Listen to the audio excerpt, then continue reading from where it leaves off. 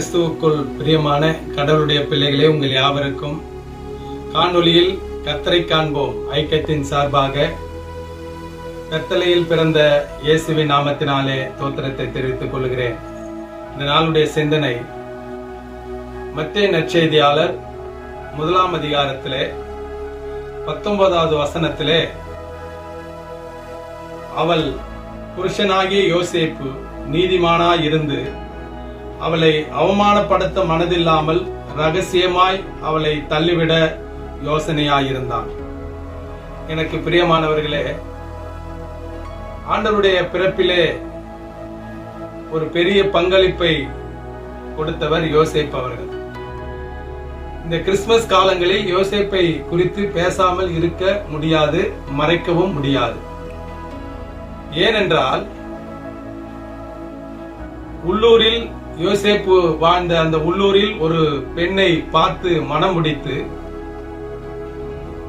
திருமணம் நிச்சயிக்கப்பட்டு அந்த பெண் கருவுற்று இருக்கிறாள் என்று கேள்விப்பட்ட உடனே பல அதிர்ச்சியும் பல கவலையும் அடைந்திருக்க வாய்ப்பு இருக்கிறது. ஆனால் அந்த பெண் கருவுற்று இருக்கிற அந்த மரியாளை உண்மையை சொல்லி கல்லெறிந்து தண்டனை கொடுத்திருக்க உரிமை இருக்கிறது யோசேப்புக்கு அந்த கால வழக்கத்தின்படி.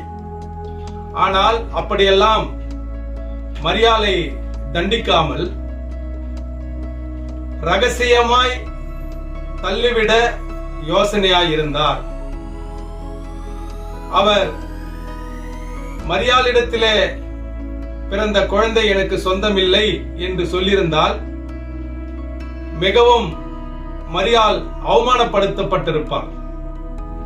இதையெல்லாம் யோசித்து திட்டமிட்டு மரியாளை அவமானப்படுத்தாமல் ரகசியமாய் தள்ளிவிட யோசனையாய் இருந்ததை அவருடைய தாழ்மையும் அவருடைய இரக்கமும் ஒரு சிறப்பான குணம் வெளிப்படுகிறதை பார்க்கிறோம்.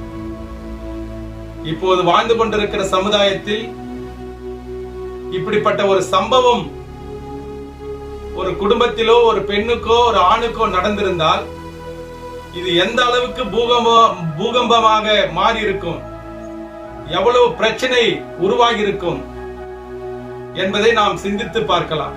ஆனால் யோசேப்பு அவர்கள் மிகவும் பொறுமைசாலியாக, தாழ்மை உள்ளவர்களாக, விட்டு கொடுக்கின்ற மனப்பான்மை உள்ளவர்களாக, மன்னிக்கக்கூடிய அந்த குணமுடையவராக இந்த இடத்திலே காணப்படுகிறதை நாம் பார்க்க முடிகிறது.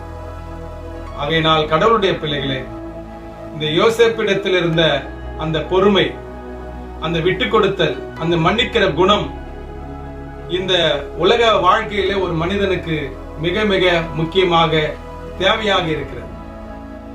அப்படி தேவையா இருந்தால்தான் கிறிஸ்தவர்கள் என்று ஒரு சாட்சியான வாழ்க்கையில நாம் இருக்கிறோம் என்பதை வெளிப்படுத்த முடியும். ஆனால் யோசேப்பினிடத்தில் இருந்த அந்த குணம் நாம் அனைவருக்கும் இருந்தால் கடவுள் நம் மீது பிரியப்படுவார் என்பதிலே சந்தேகமில்லை. நீ விசுவாசித்தால் தேவனுடைய மகிமை காண்பீர்கள். ஆமென்.